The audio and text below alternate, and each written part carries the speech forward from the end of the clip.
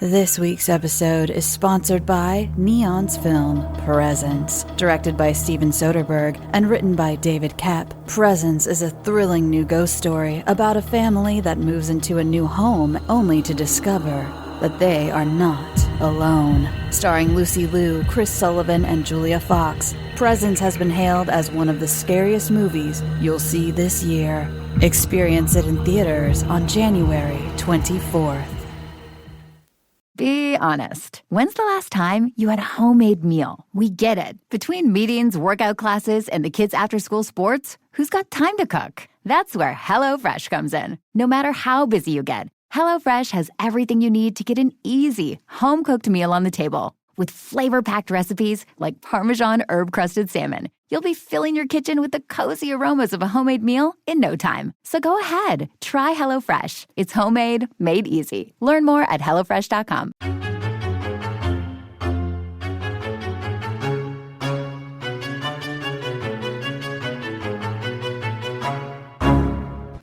You have to control yourself!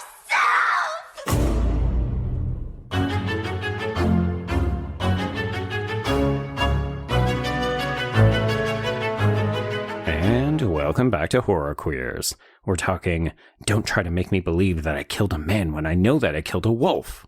We're talking, go ahead and shoot him before he bites you. And we're talking, that scar could be made by any animal. And I'm Joe. And I'm Trace, and we're talking, even a man who is pure in heart and says his prayers by night may become a wolf when the wolfsbane blooms and the autumn moon is bright. Joe,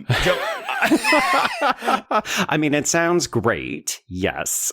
I didn't even have to memorize that because they say that at least 3 times in this 70-minute movie. So many times, yeah. We were joking before we got online that it's like, okay, we're repeating a lot of things in this very brief movie because this is how we make a B film. It is go, go, go, and nobody has any time. It's go, go, not cry, cry. But yes, this is George Waggner's 1941 film, The Wolfman, everyone. Another entry in Universal's classic monsters in their golden age. Yeah, and this was a new watch for me. You had seen this before, right? Yeah, so I think when I first started writing for Bloody, I did one of those, like, ranking the Universal Monsters listicles, and I also hadn't seen any of them before, except for, like, Dracula, I think. Oh my god, I hate it when you do the pitch, and then you're like, fuck, I've got to watch 10 movies I know. now. But it was one of those things where it's like, oh, but this is good, though. I should watch all of these movies, and so... Absolutely. I went through all of them, and truthfully, I mean, I remember liking The Wolfman, but I have not revisited it since. So I had only seen this once before and didn't really remember too much of it. It's just one of those things where, like, The Invisible Man and Creature from the Black Lagoon are my preferred Universal monsters. Right, yeah. The ones that make the biggest impression, the ones that you're more likely to go back to. It's weird, right? Because this does feel like one of the kind of core 4, right? Like, it's Dracula, it's Frankenstein. Insert your preferred version, and then probably the Wolfman, right? Pretty much, yeah, because in the featurettes that are on the Blu-ray for this, they refer to this as the last of the Universal classic monsters from their golden age. And, like, because we get a couple years after this, The Phantom of the Opera, but that's considered a remake of the silent film.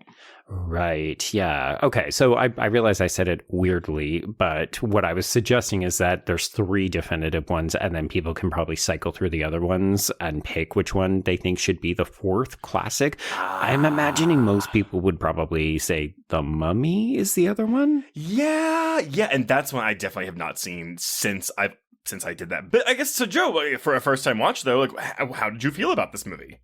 Okay, so I quite liked it. I realized I was mostly familiar with the narrative because of readings of other, like, Wolfman adaptations and or Harry N. Benshaw's book, because this does get a brief aside, and I'll have more to say about that at the end. But yeah, overall, I thought that this is really good. My biggest complaint is just that it's too brief. Like, there's a lot of characters, many of whom don't get quite enough to do, and then the movie just ends. And I'm left wanting, if only because I feel like there's undiscovered parts that I would love to see more of. But overall, I was like, oh yeah, no, this is really solid.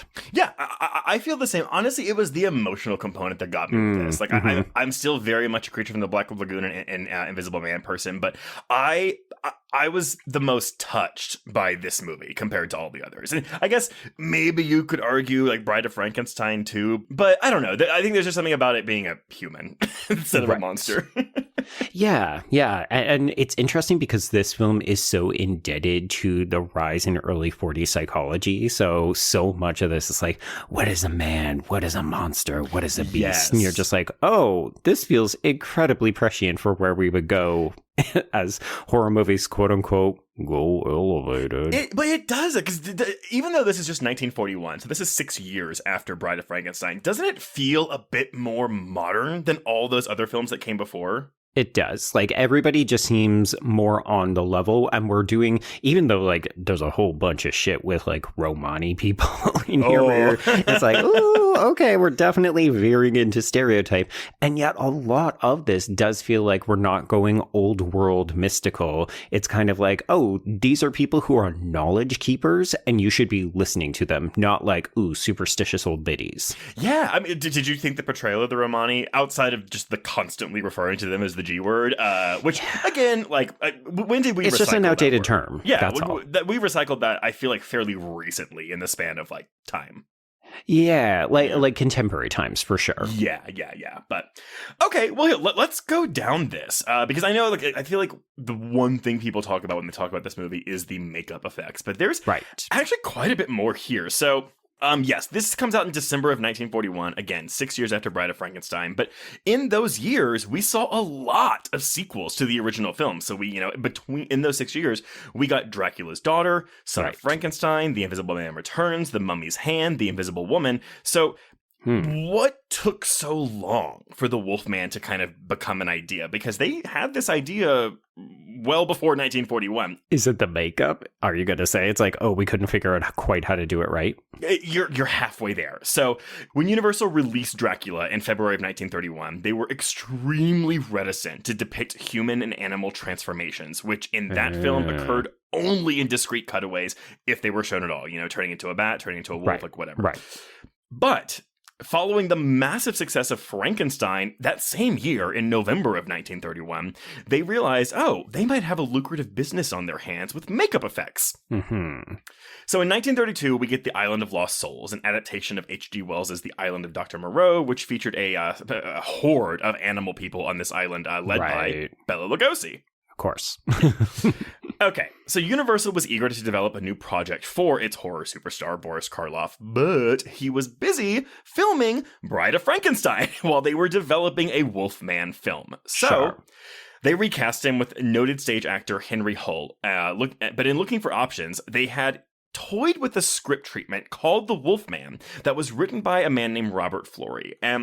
Fleury was a French immigrant director deeply committed to the principles of European expressionism. And so his treatment wasn't really the movie we were going to get, Joe. It's not screaming American enough? Is that what I'm hearing? Okay, so tell me if you think this plot could have gotten made in 1940. I guess at this time, 1935. So his treatment was set in the Bavarian Alps and follows a boy named Christoph, who is kidnapped and raised by the wolves that had slaughtered his family. Okay. I mean, it sounds great, but I'm already imagining difficulties in how you would do this. Yes, exactly. And so when he is rescued by humans, I don't know how, I guess maybe he's like a young man, like a teenager type thing. He becomes a werewolf. But in the ensuing story, including a young man's animal transformation in a confessional, this was considered too extreme by Universal executives, worried about what else? Not just the censorship, but the reaction of the Catholic Church. Okay. I mean, it feels like there's an easy way to get around that, but sure, yes, I can understand their reticence. I'm also just thinking, like, I mean, again, like, how old is the child we are dealing with here? Like, maybe that's a factor in it. I don't know. But yeah, they eventually settled on John Colton's screenplay for Werewolf of London, which began as a variation of Dr. Jekyll and Mr. Hyde. Oh, okay. Okay, so produced by Universal in 1935 and released in May of that year, just 1 month after Bride of Frankenstein, Werewolf of London was the first feature-length werewolf film, and it began sprouting aspects of Fleury's The Wolfman treatment. So it also, however, took a lot of inspiration, well, liberal inspiration, from James Whale's The Invisible Man, because, Joe, Werewolf of London features a busybody landlady character who lets rooms to a scientific monster. Love it. Love that character. Bring them back. fuck? I know. I don't think she's played by Una O'Connor in that one, but, same character. Exactly. But in that film, an English botanist becomes infected with the curse of the full moon during a research expedition to Tibet, and the original werewolf that bit him follows him to London in pursuit of a rare plant that can produce the antidote to lycanthropy. Yeah, but also, this sounds exactly like the plot of The Invisible Man. Right. But then there's also this romance aspect where it's like, oh, the werewolf seeks to kill the thing it loves best. So then you have, his wife is in danger constantly. Okay, I thought you were going to say gay shit. I mean, there might be gay shit in it, who knows? But, okay, so here's something to keep in your back pocket. The man who did the makeup effects of Werewolf of London was Jack Pierce, who was already famous for doing Boris Karloff's makeup in the original Frankenstein. So, okay. Mm-hmm. Pierce had done the Wolfman design for Henry Hull in Werewolf of London, but it was more like the design we see in 1941's The Wolfman. And he was basically told by both the studio and Hull. So Hull said, oh, this doesn't make any sense because in the film, everyone has to still recognize me. Like, the way you have it, I'm unrecognizable. Right. Universal, though, was still very concerned about the censor, so they took pains to make sure the werewolf transformations in the film weren't too horrifying or hairy. So Pierce was ordered to design a second version, which left more of Hull's face recognizable, but was left with this original design and nowhere to use it. Okay. I mean, hey, work once, sell it twice. Exactly. So, years later, Universal wants to do another werewolf movie, going back to Florey's treatment for the Wolfman. But here's the thing. So, they don't bring him on to write the script. They hire a man named Kurt Siodmak to write the screenplay. And I couldn't really figure out why they went to him and not Florey, although, because here's the thing. Because Siodmak, in his original script, the transformations were kept ambiguous. And it was never clear whether Larry Talbot really turned into a wolf or just imagined he did. But ew, no thanks. I know. Well, by this point, though, the studio ultimately decided to give the public what it wanted and give them a damn animal transformation. Censors be damned. It's what we want. It's why we're going to these movies. Well, I also wonder, too, if by 1941, the censors were maybe not as strict. I mean, they were still strict, obviously, but maybe not with animal transformations. I don't know. Right. I mean, I would have to imagine, as long as, maybe you're not doing it in a church or you're not seeing peen or something. It's like the way we handle it in this film feels very tasteful. Very much so. And this final version of the Wolfman we have, obviously, is very different from Florey's version. But here's the kicker. So Siodmak, he only used the title of Florey's treatment and created his own werewolf mythology, very little of which was pulled from actual folklore. So where did he pull it from? Well, turns out, Siodmak was a German Jew who had fled Hitler's Germany and knew full well the real-world significance of people marked for death with the sign of a star. Right. So fuck shit. Okay. He had success as a scriptwriter in Germany up until 1933, but then spent pretty much the rest of the decade literally on the run. Yeah. So, given, let's say, that rough decade he had in the 30s, he decided to construct the Wolfman like a Greek tragedy. Because in those plays, the protagonist would often know his fate from the very beginning and just still die at the end, Sure, which is more or less what we get in this. I mean, I never get the impression that Talbot knows that he's going to meet a bad end, but it does feel like everyone circling him is very aware, something bad is going to happen. Yes, and I think that's why, because I'm sure we'll have lots to say about the love triangle in this movie, but it's a thing where, because we don't have a typical, couple to root for, because, I mean, do we root for them in this movie? I don't... Kinda, sort of, but not exactly. Exactly, but I think that's really, really interesting. But that brings us to Lon Chaney Jr., which, by the way, isn't even his real name. Oh, really? You see, Lon Chaney Jr. was born Creighton Tull Chaney and even acted under that name for the most of the beginning of his career. He wanted to act just like his father, but his father strenuously opposed the idea, telling him to go into business instead. Well, I know, pretty much every parent of an actor, right? Even if your parent is an actor. Because they know how hard it is. And also, especially with Lon Chaney, so fucking famous, it's like, maybe don't, because you will live in my shadow forever, which is pretty much exactly what happens, even though Lon Chaney Jr. has a pretty decent career. Well, and Lon Chaney Sr. died in 1930. And so basically by that point, the studios were like, hey, can you just change your name to Lon Chaney Jr.? Sure, we can sell it easier. Basically. And that's what he started doing. But here's the thing, though. By the time he did The Wolfman, Lon Chaney Jr. had already starred in more than 50 films. Wow. Okay. But always in smaller roles. His first major role was in the 1939 film adaptation of John Steinbeck's Of Mice and Men, where he played the role of the simple-minded, hulking Lenny, who, of course, dies at the end of that film, too. Sure. Don't know Mice and Men, so I was actually just going to make a joke. Oh, does he play the mouse or the man? Oh, God. Okay, so basically, Bing. smart man, simple man. Simple man accidentally kills a woman when she thinks he's trying to come on to her, and then he is trying to hold her, and then he kills her by mistake. And so the smart man has to shoot him and put him down.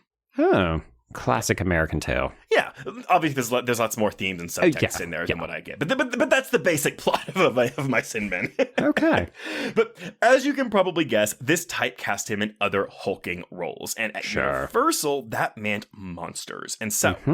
In 1941, they gave Chaney his own signature role that would complete the studio's stable of classic horror characters, Larry Talbot, aka the Wolfman. And by the way, the Wolfman is the only classic Universal monster played by one actor over the course of 5 films.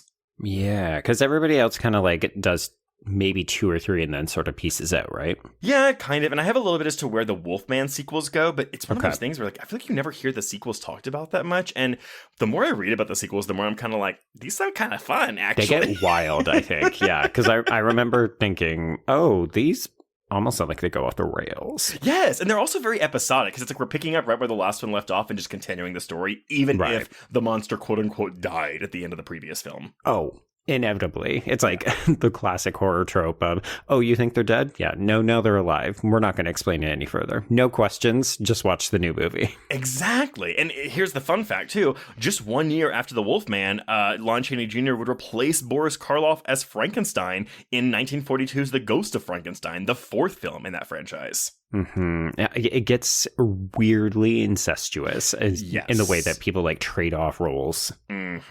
Now, Joe, guess who was brought on to do the makeup? I think I know. Yes, it is Jack Pierce, and he recycled the rejected makeup work from Werewolf of London. Now, they didn't have all the material that we use today in film makeup back in 1941, and so Pierce used material that was much less flexible than what's used today, but he also knew he couldn't create a realistic wolf feature on Chaney because he thought that would just look unconvincing. So what he did instead was he used small appliances which only suggested a wolf's face and snout while allowing Chaney to retain facial mobility and expression. The hair was made of yak hair, which apparently they chose. Smelly and coarse, though. Coarse is the reason they went for it. Okay. But that was stuck to Chaney's face with spirit gum, and then they would singe the hair with a hot curling iron to give it a more of an animalistic look. And then the hands and feet were made of rubber, obviously. Sure. Yeah. So, okay, The Wolfman comes out December 9th of 1941 and is met with pretty much critical acclaim. And while Rotten Tomatoes doesn't really matter for films that are nearly a century old, this has a 91% on Rotten Tomatoes with an average score of 8 out of 10, and Letterboxd users have given it a 7 out of 10. Okay. Yeah. Now, I will say this is my sequel spiel before we start the film, but realizing, because spoiler alert, everyone, the Wolfman does die at the end of this movie. Yep. Realizing it had killed off a potentially lucrative new monster, Universal called Siodmak to resurrect Larry Talbot, and this is our journey here. So, 1943 is Frankenstein meets the Wolfman, and that was the studio's first pairing of 2 classic monster characters in the same film. In that film, Larry spends most of it seeking assisted suicide because he still can't live with him being a werewolf and what he did in the last film.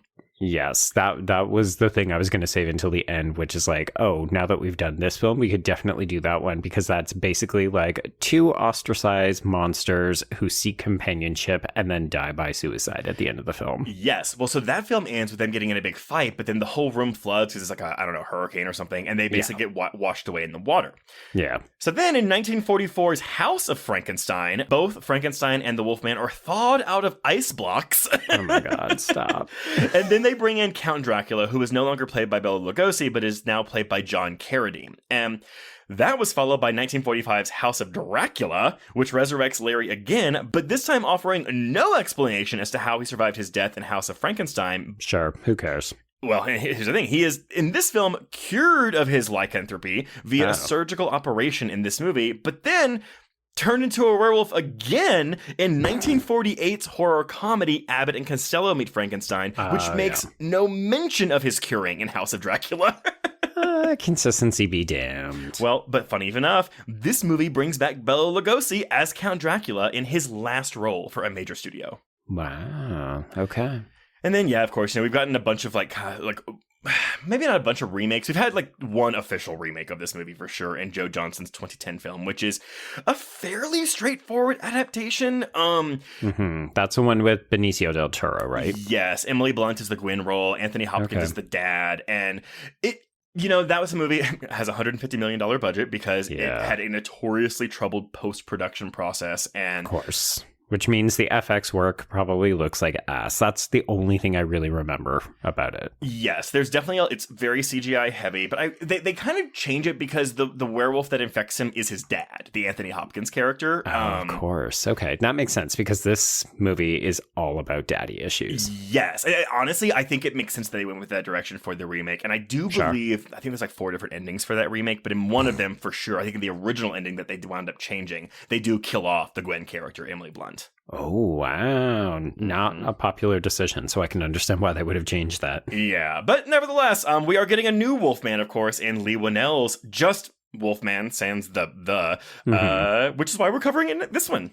Exactly, because, of course, we will have a episode on the new film over on Patreon this month. Yes, so go listen to that. But, Joe, what happens in this 70-minute movie? Okay. This week's episode is sponsored by Neon's film, Presence. Directed by Steven Soderbergh and written by David Kapp, Presence is a thrilling new ghost story about a family that moves into a new home only to discover that they are not alone. Starring Lucy Liu, Chris Sullivan, and Julia Fox, Presence has been hailed as one of the scariest movies you'll see this year. Experience it in theaters on January 24th.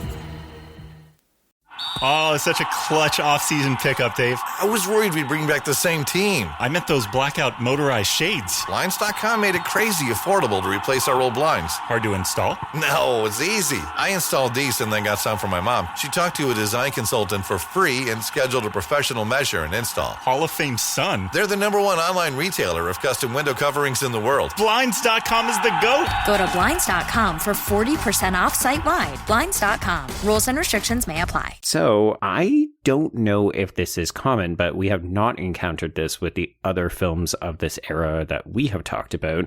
This movie opens with snippets of each actor. Yes.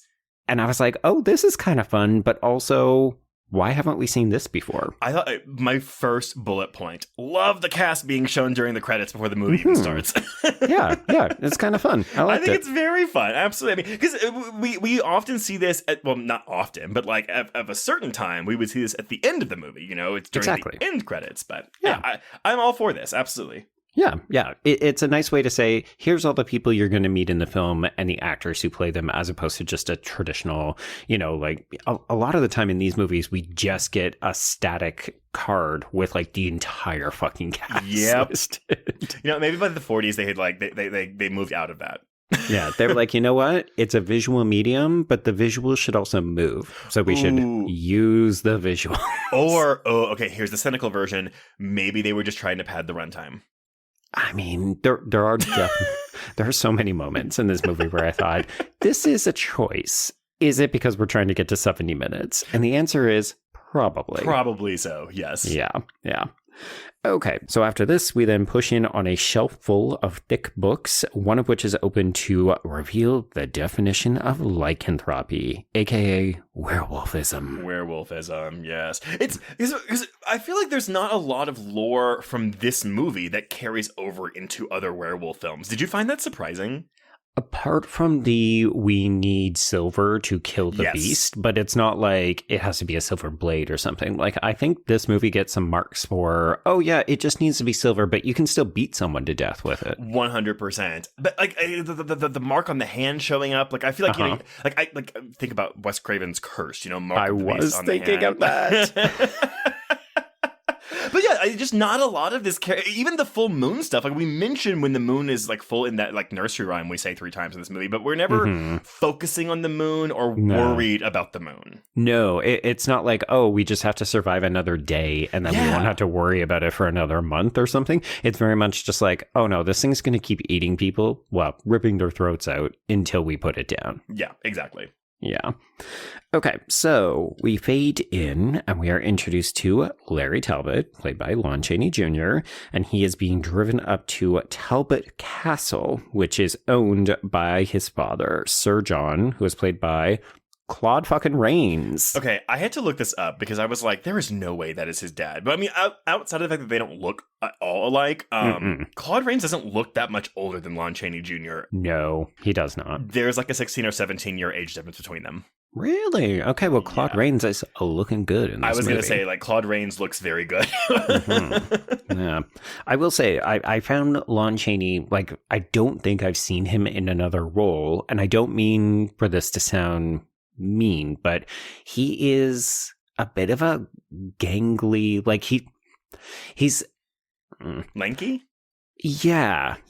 Like, it's an odd body type for like a leading man performance. It makes sense when we turn him into the Wolfman, but he's not the classic leading man that I would have expected. I don't disagree. And I wonder if that's why he was in a lot of smaller roles and his breakout role was playing, that character in Of Mice and Men. Sure. And so for this, it's like, okay, well, maybe they were just thinking of the Wolfman. Like maybe in this, like they were just thinking, okay, he's a monster. Like Larry Talbot's there, yes, sure, but we need a body that can like make the monster look imposing and intimidating.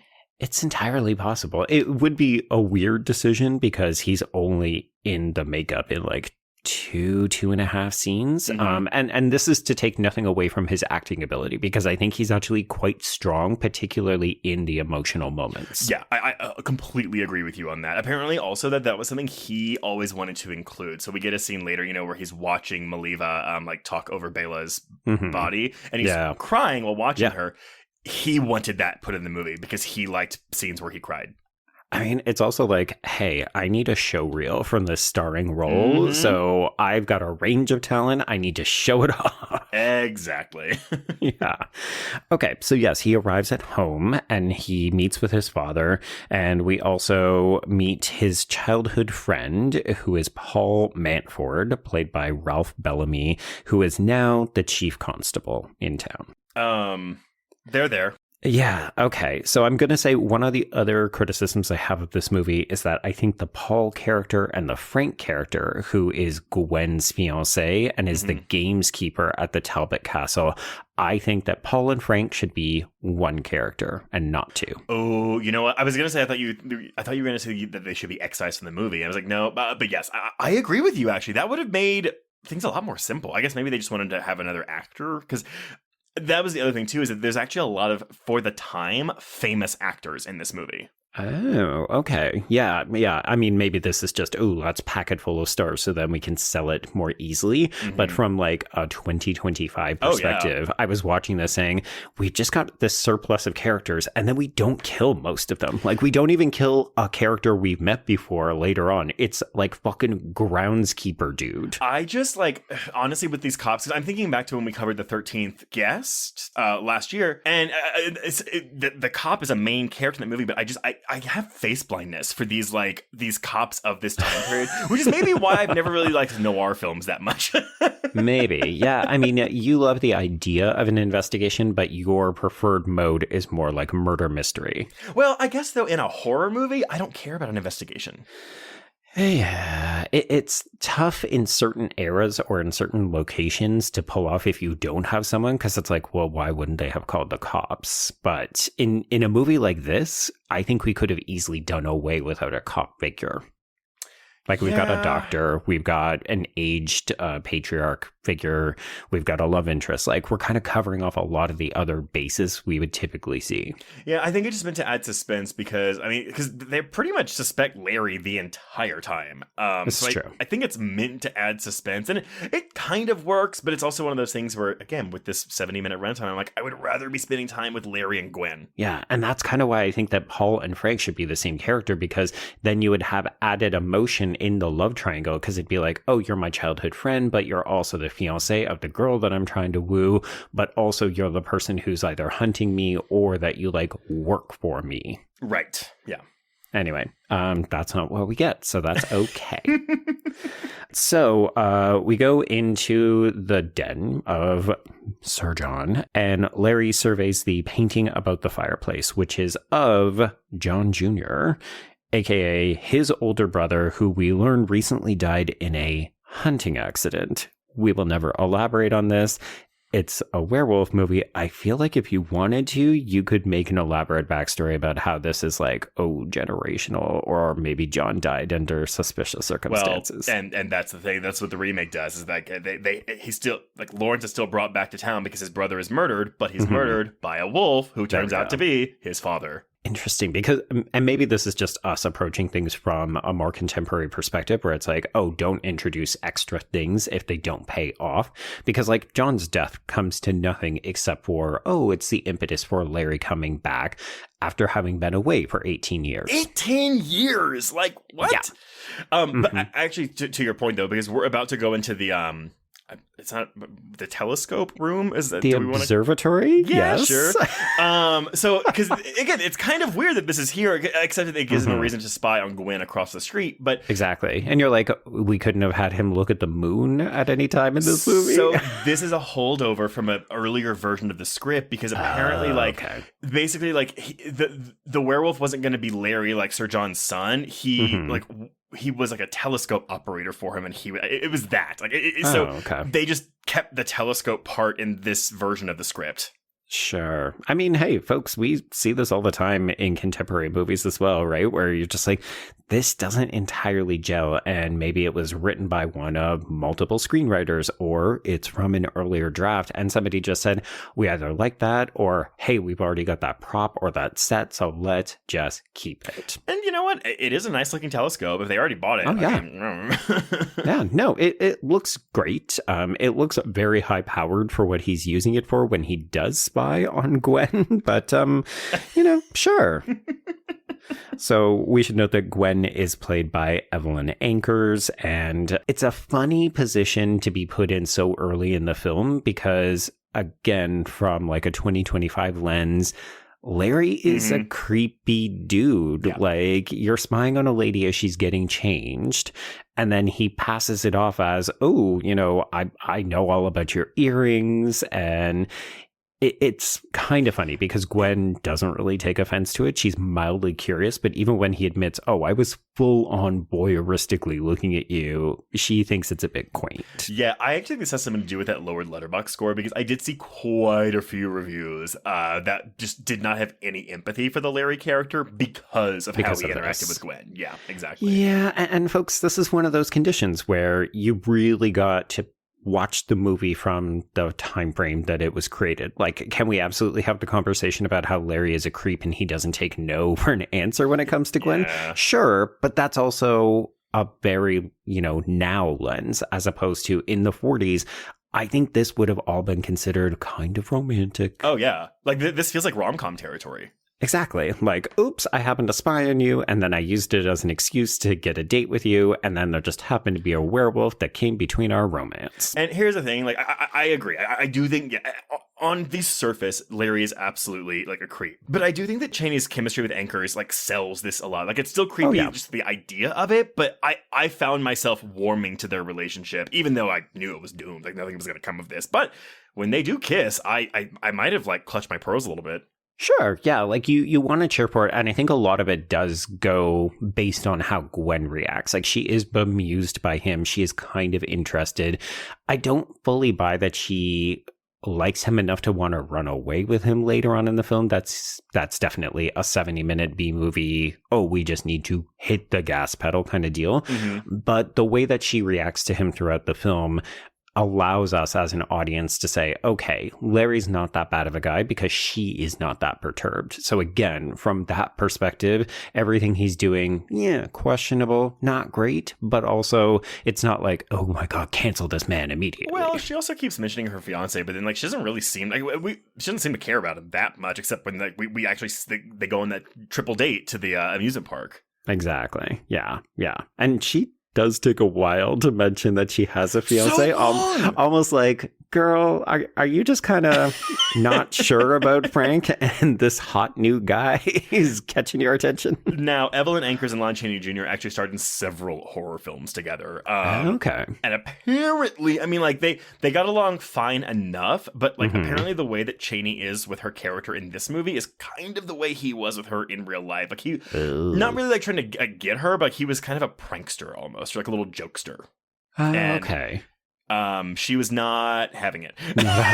She's like, I'm actually here to make a movie. I would appreciate it if you would stop making my life difficult. And she got stuck in a bunch of monster movies. I think she wanted to move on to more serious stuff, but it's, it is what it is. Right. Yeah. I mean, what can we say that we know about the Gwen character in this film? Like, unfortunately, these are films that don't really do a lot of characterization outside of the main character, who is often the monster. But I do like her, though. I feel like she has like a bit of spice to her that I really appreciate. I agree. Yeah. And as you said, the chemistry is good between them. So you want more scenes with them. You want something to happen with them. And then, of course, as you said, it's a tragedy. So we know it's only headed to bad things. Exactly. Because I also feel like the censors wouldn't allow them to get together anyway because she was engaged. Like that. Right. That would go against the, moral code or whatever? I don't know. I think you can have affairs, but yeah, it's a question of like, would she have just had to be dating Frank as opposed to actually engaged to him and so on? Because I think about, I mean, I guess this is a completely different thing because it's murder, but I think about that Rebecca conversation. That's a movie in the early 40s, and like they had to change the ending of the book to where Maxim didn't kill Rebecca, or it was left ambiguous because then it would be a murderer being like winning the end of the movie, even though he's a good guy. Rebecca was a huge bitch. Right. Yes. No, it's very much if you commit a crime, you definitely can't win at the end of the film. Okay. So there's the distinction. It's a legal crime, not a moral crime. Exactly. Yes. It was a legal crime. And no, I was going to try to make another Chicago reference. It was a murder, but not a crime. Yes. Although, you got to adapt it to the conversation we're having. Come on, man. You couldn't do it. I couldn't do it either. Look, we're Rocky. It's the start of the year. Everybody calm your tits. It's fine. Okay, so while we are doing this initial meet cute in her antique shop that is owned actually by her father, she just works there. He's trying to make conversation and be all charming and stuff. So he's being a very difficult client, but he does ultimately pick up a cane. And I can tell you, it bothered me to no end when people kept calling a cane a stick in this movie. Well, because I guess you call it a walking stick, but because this is set in Wales, maybe it's a British thing? I mean, maybe, but also, why is this set in Wales? It's so bizarre to me. Well, right, because we also don't ever really say it, I don't think. Which apparently, and this is just speculation from the film historian that did the commentary for this film, but apparently because there's a line where Larry says, we're a strange folk or something. Okay. And so he thinks the studio might have been worried about saying, it's in Wales, because then the people of Wales would take offense to an American saying, we're a strange people or whatever. Oh, I see. Okay. Interesting. Yeah. And here I thought we were just setting it abroad, as in, aren't Europeans and foreign people so scary? I mean, don't all these movies take place over there? Is there a single one that, even Invisible Man, I think, is over in Britain, isn't it? Okay, so I thought, but don't quote me on this, because again, I haven't seen it, but in my research, I think the Mummy movies are actually set in America, which makes no sense. Yeah, I definitely don't know off the top of my head, but I will do that research for you right now, and I'm going to tell you. So it's in Cairo. They're in Cairo for The Mummy. Okay, yeah, because obviously that would make sense, but I thought maybe we ship the Mummy over to an American museum or something like that. Yeah, I mean, if we do, it's at the very, very end. It's definitely not for most of the movie. Okay. But so yeah, maybe it's just hey, all the monsters are from Europe or non-North America. Yeah, it's just, yep, that's it. So yes, he does end up selecting a cane, and it has a wolf's head on it, as well as a pentagram star. Yeah. And this is where we learn for the first of many times the legend of the werewolf, as well as the pentagram. Ooh. And we hear this lovely little poem. I feel like everyone that says it has a different way of saying it too. Like there's not a shared rhythm between them. There's a different emphasis on the wrong syllable. Yes. Yes, exactly. Although we are calling Larry a man who is pure in heart in this rhyme, and I'm not sure if that's what we're doing, but it's okay. Yeah, it seems to be a universal rhyme that applies to all the people who get infected. But I love this idea, though. This idea that, okay, the Wolfman is going to see the mark of the beast in the hand of his next victim. And I was like, that's really cool, actually. But it's also really weird because it's like, okay, he sees it, but I don't know, like, what if he gets tied up? Then he's not going to go kill them. I guess it's the wolf side of him thinking, okay, that's the next person I'm gonna kill? I don't know. It would make more sense if they were unable to go after anybody else, or they desperately had to seek out the person who they see the mark on. But like Larry fully kills a person just because he happens upon them. Right? And we're never given any impression that he saw the mark on this person. Yeah, I guess it's maybe like it's by happenstance. Like if you happen to be in human form and you're walking by someone that you're going to be around that night, then you're going to see the mark in their hand and the wolf's going to kill them. Sure, whatever. Sure. You know what? It's a great visual, and we're going to see it a couple times. And I think that's why it's in there. Yes, it's really there to put Gwen in danger. Sure, exactly that. Yeah. Okay, so even though he is shot down numerous times by Gwen, but in a funny, affectionate kind of way, Larry proposes that they take a walk at 8 p.m., and we see this as a Romani caravan is pulling up into town. So clearly they will probably go to the quote-unquote fair or to visit them. Okay, so Larry goes home, and he and his father discuss this idea of werewolves because he heard the rhyme. He's curious, like, hey, what do you think about this? And this is our first real introduction to the kind of psychology that Sir John will...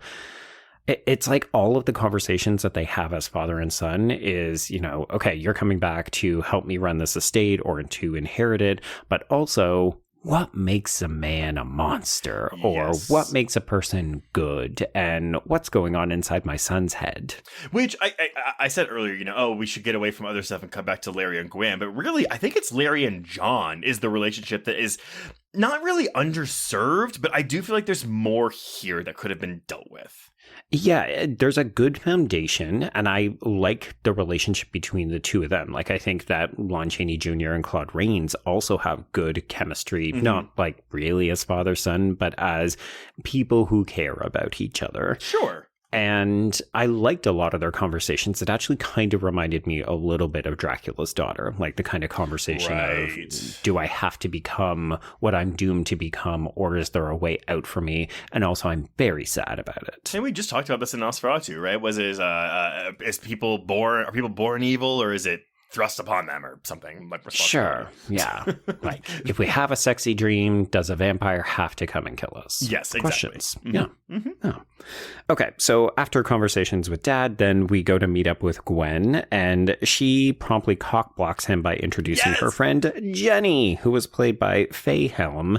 And of course, we say, well, the Romani are in town, so why don't we go? We'll get our fortunes read. And because we come across Wolfsbane on the walk over, this is Jenny's opportunity to say this fucking rhyme a third time, which in my notes, I just wrote, okay, movie, we get it. I said in all caps, oh my God, we say this rhyme a third time. Really? If it wasn't so long, it wouldn't be a thing, but it is. Again, padding that runtime.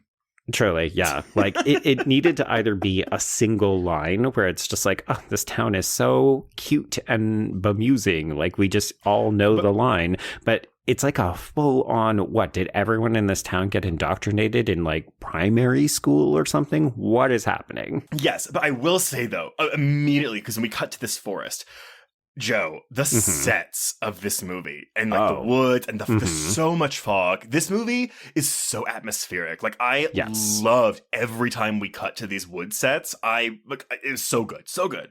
Trace, this is Wales, so these are marshes. God, come on. Is it marshes or moors? I think they say marsh. I was thinking about American Werewolf in London. I know, right? Go to the moors.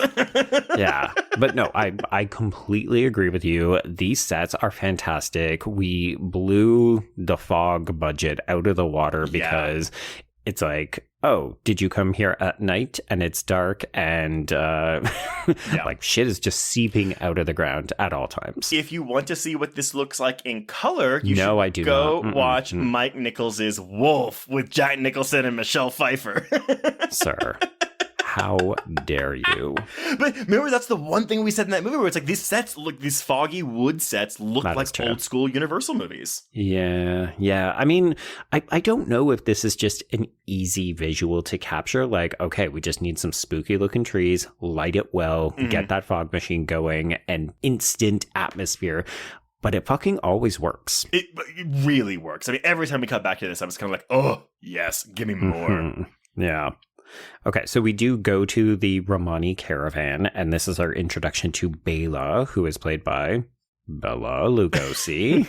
It's just like, this is going to fuck me up in my notes for sure. Yeah. And it's not a big role for Lugosi, but I do find Bela a memorable part of the film. Well, and that's the thing. Is like this is a glorified cameo, but yeah. I mean, he's the impetus for everything that happens in this movie. Yeah. He's the person who instigates the curse, like in Wes Craven's Curse. Because that movie clearly was paying homage to all of this shit. Yeah, which it shouldn't come as any surprise that Kevin Williamson was referencing a classic horror film. Right. Yes.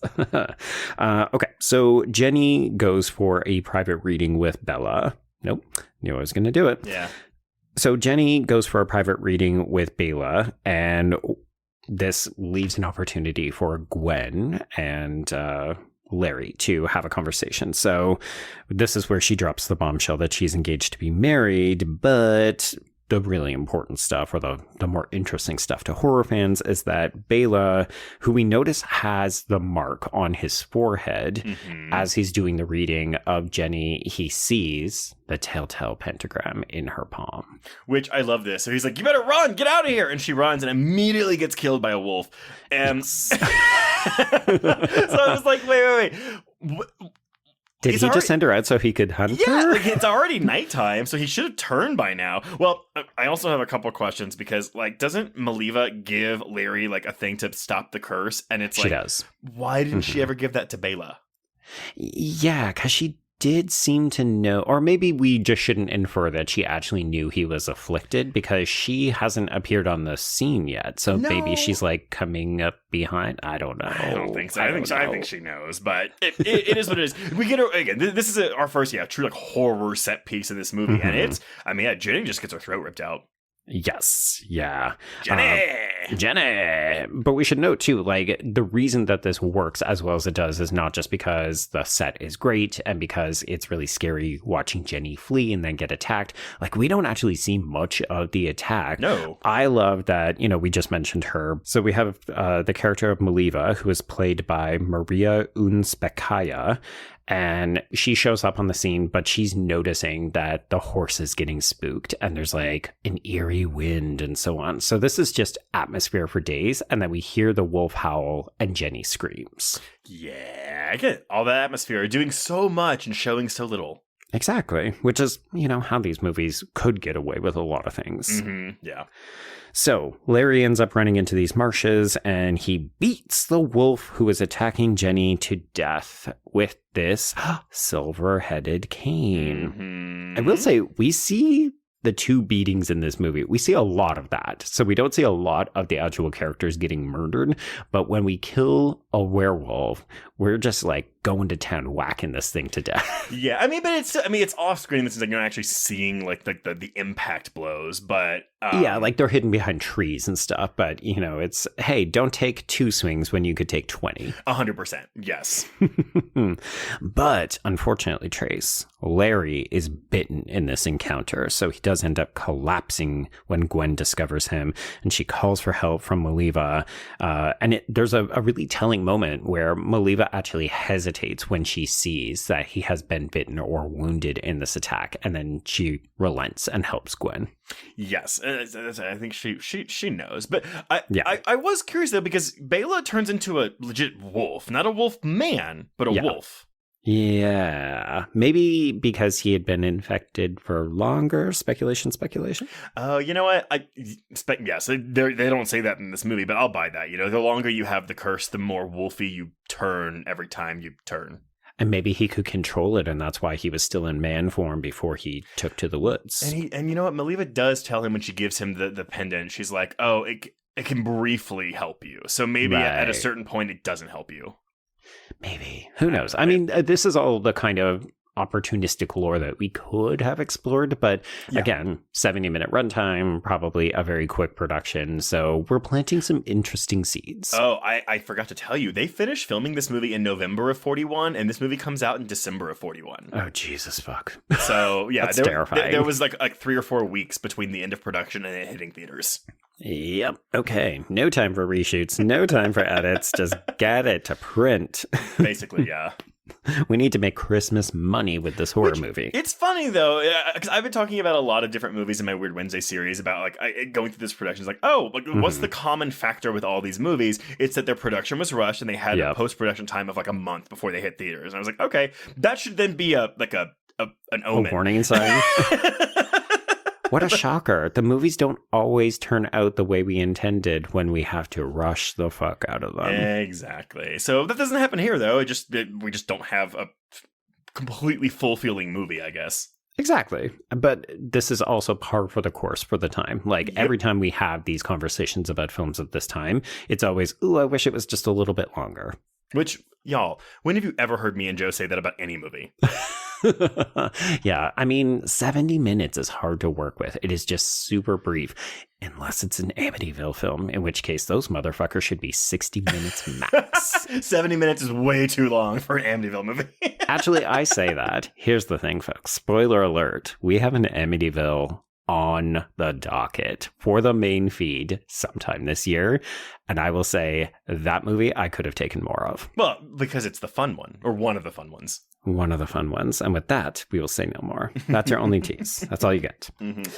Okay, yes. So he's been bitten. We cart him home. And Sir John and Paul are there. They bring Larry inside.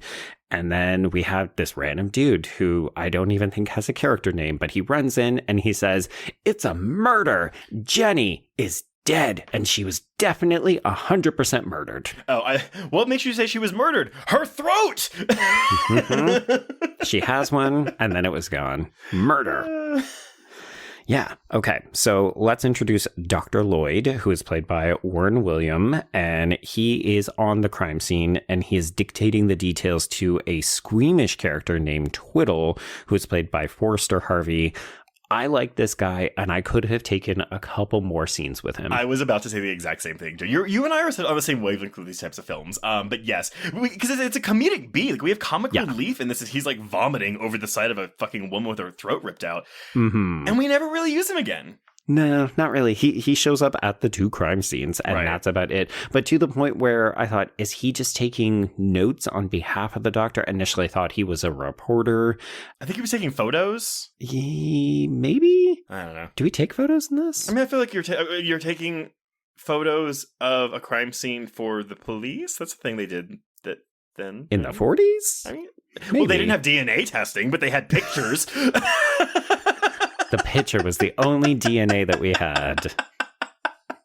We tested this picture and just nothing came off of it, so I guess we'll never catch the person. This picture's not telling me who the murderer is.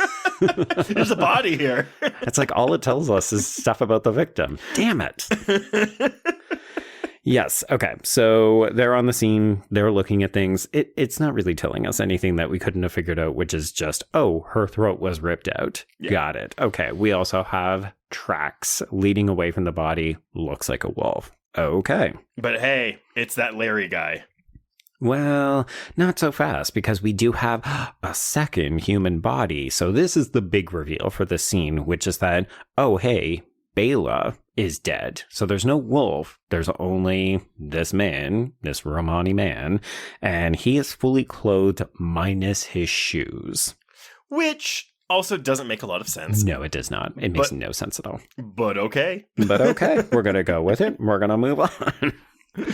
So Larry wakes up in the morning as Dr. Lloyd and Paul arrive, and they're there to question him about Bela's death. So he protests, and he's like, no, there was no man there. I killed a wolf. Like, that's the only thing that I'm going to be guilty of. Don't tell me it was a man because I saw a wolf and that's what I took care of. And they're like, okay. Like, this is already the beginning of, okay, I think the dude is cuckoo Cocoa Puffs. I do like this though because I feel like, and maybe it's because this is 1941, so I've seen like a lot of different versions of a father and son relationship, but I really do like that relationship between John and Larry, because John also doesn't immediately jump to, oh, it is Larry. He's still defending him constantly. Well, he is and he isn't. He's worried enough that he actually asks Dr. Lloyd, and Dr. Lloyd agrees and tells Paul, hey, let's maybe put a pin in this for now. And again, from like a 2025 perspective, this is, oh, super rich dude in town asked the police to stop investigating his son who is a murderer. Not a great look, but from the emotional perspective, this is very much a father who has already lost one son, just reconnected with the younger son, and is now desperate to protect him. Yes. And see, all of that is implied by this movie. And I would have taken a more explicit version of this, but we just don't have those kinds of scenes, really. I mean, in some ways, I kind of like that this 40s movie is trusting the audience to fill in some of the pieces. I do, again, think that this is actually just, oh, we wrote the script quickly. We only had a short amount of time to shoot it. But it's more trusting of the audience than I think even some movies I've seen in the last couple of years, where they feel like they have to spell out everything. Right. Yeah. Yes, we're going to put a pin in this investigation for now, but obviously we're going to have to keep an eye on Larry. So everybody's kind of got one eye on him. So in the street, he's standing behind the coffin. We've got these two old biddies who are kind of gossiping, and you're just like, okay, so we're learning a little bit about this small town, which never really becomes a character, but we do get glimpses, like bits and pieces of what it is like, and it is very everybody knows everybody's business. It is very, because I'm glad you pointed out the two biddies, which again, I feel like we just talked about that in Hush Hush Sweet Charlotte last year when they went to the funeral. It's like we always have these two biddies that are just gossiping about everything, but yeah, I almost felt like we were going towards a like a town massacre or a hunt for the Wolfman, a la The Invisible Man, or Frankenstein, but more so The Invisible Man. And I was a little surprised that we don't. We actually keep this very personal.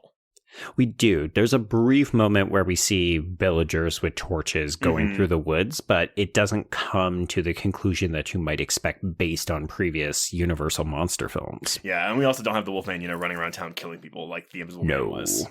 Well, no, because he's not a psycho. Okay, so we move the coffin into a crypt, and this is where we get Maliva coming back out. She briefly talks with a priest about the pagan ritual. I'm using quotation marks because this priest comes down hard on her. Like, why are we celebrating with music and dancing? This is akin to worshiping the devil. And she's just like, well, this is actually how we grieve, so fuck off. Just shut the fuck up.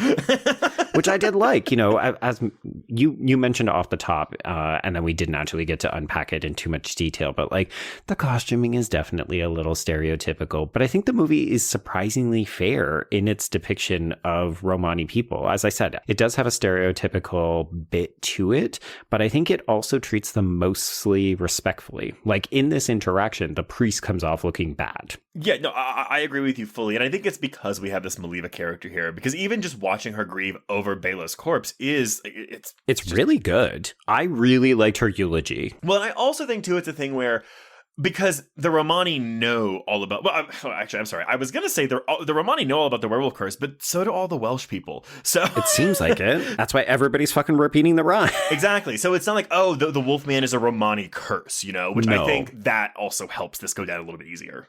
Yes, agreed. Like Bela introduces it into our population, but it's only because Larry happened to be the one who got caught up in it. Like, it's not as though, oh, we brought this plague into town, like we see in a lot of vampire narratives or something. You mean the one we just saw in Nosferatu? Yes. Yes. But that being said, though, I can see someone take this as well, even though it's not a Romani curse, it's still coming from the Romani people, and so right. I don't think that's what the movie is really insinuating, but I can see how that could be a read you get from this. Again, given the portrayal of Romani in this film. Yeah. And more generally speaking, in cinema, like typically, if we're going to introduce Romani people, it's going to be talking about folklore and curses. Well, and remember, you know what, though? This is probably better than Portia de Rossi playing the Romani in Cursed. Yeah. I'm going to go with yeah. I don't think she was actually Romani, but she was definitely in a Romani, like stereotypical Romani outfit in that movie. She sure was.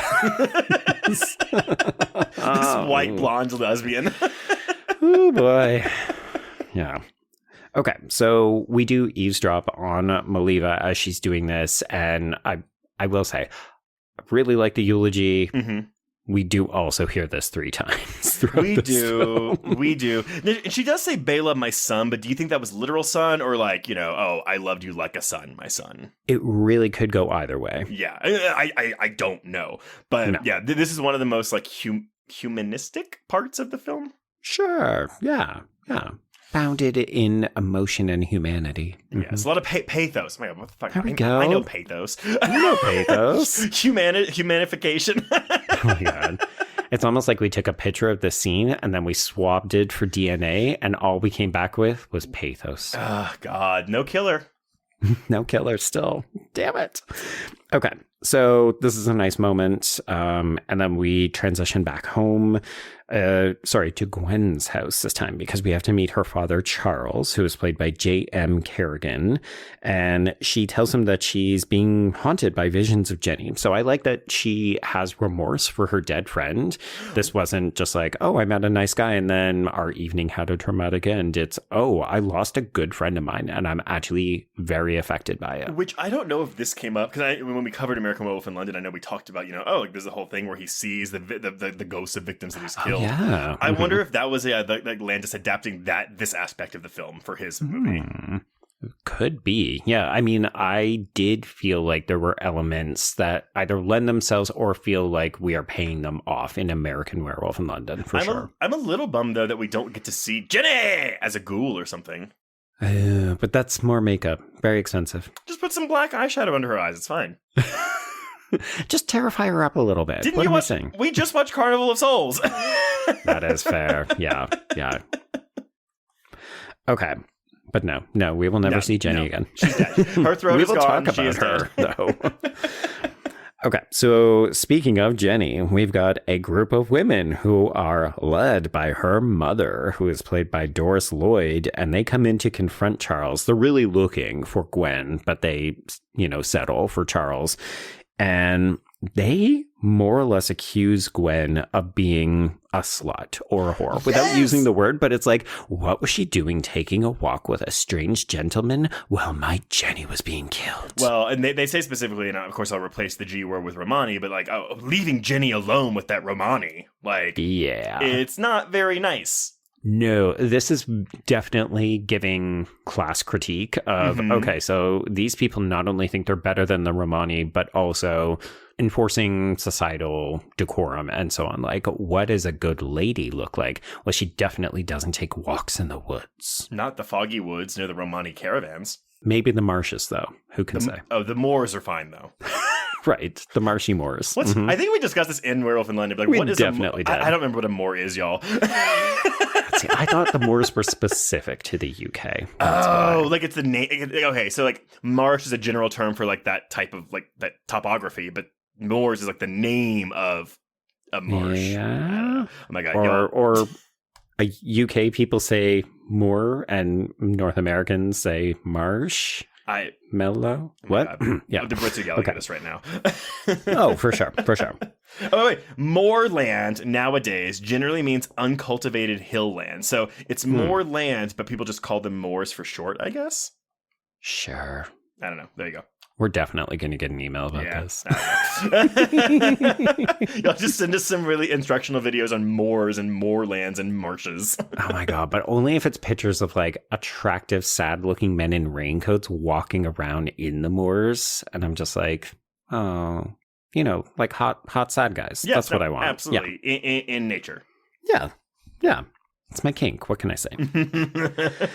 Right. Yeah. So we're confronting Charles, calling Gwen a whore, and Larry is eavesdropping on all of this because, as we said, he's kind of voyeuristic. He's kind of creepy in that fashion. But so he comes in and he defends her honor, and the women are all, "Oh, well, how dare," and then leave. Because apparently they're also suddenly British. You know why? Because of the Moors. The Moors. Full circle moment. There we go. Moors. So he then goes back and discovers Gwen heard all of that as well. So she just talked to her dad about how she was feeling like shit about what happened to Jenny, and then had to hear Jenny's mom effectively call her a whore and trash talk her and shit. So not a great day for Gwen. No, bad day. Which is maybe why she goes running into, well, maybe not running into Larry's arms, but she's definitely more open to Larry's advances from this point forward. Indeed, yes. Physically, let's get a little closer, shall we? Mm-hmm. There's another interesting moment here where she effectively says, tell me what happened last night, because she wants to hear it again. So he repeats exactly what happened in a condensed format. And she suggests, like, well, maybe you just don't remember things, or maybe, you blacked out. I can't remember the phrase, but he effectively says, it's so weird that everyone keeps assuming I'm confused. And I'm just like, I kind of like this as not an unreliable narrator piece, but I do enjoy the fact that this is a man who's not being believed for once. Yes. And I would feel more strongly about that too if Gwen had... Well, because I do think Gwen as a female character is pretty strong, again, given the fact that it's 1941. But the last, the closing moments of the film, I'm just like, we don't know what to do with Gwen in this moment except have her faint. Well, she's definitely damsel in distress for a hot moment, but then it's also, she's got that fiancé, so, Yeah, exactly. Put her into his arms. Okay, speaking of Frank, let's introduce Frank Andrews. He is played by Patrick Knowles. This is Gwen's fiancé. He is also the gamekeeper for the Talbot Castle estate. And we do get this brief moment where it seems like his dog understands that Larry is a werewolf because he gets very barky at Larry. Mm-hmm. And I like this, and it's something that doesn't come back into play. Nope, it does not. But I guess maybe that's kind of the fun thing, though. It's like it's introducing all these potential lore items that will then be borrowed by other films in the future. Like, truly, we really go through this haystack and just pick individual strands to add to whatever movie we want. And it's 80 years since this movie. Yeah, it's interesting because, this isn't the only time that Larry will encounter dogs in this movie. But yeah, this is the cherry-picked moment where it's like, okay, well, the dogs seem to have a bit of a sense. Later on, not so much. That's fine. Mm-hmm. Okay. So Frank asks Gwen to be careful around Larry after he leaves, and he notes that there is something tragic about him and that nothing but harm will come to her as a result. And I thought that's a very astute observation from someone you literally just met. But in the world of this film, I thought that is really poetic. And I love the fact that we are using the word tragic to describe Larry at this moment. Yes. So I would say so early. I know we're halfway through the film at this point, but still. Well, in the runtime of this film, halfway is just past the 30-minute mark. Normally, this would be like, it's the first act. In this movie, we're halfway through. Exactly. Yeah.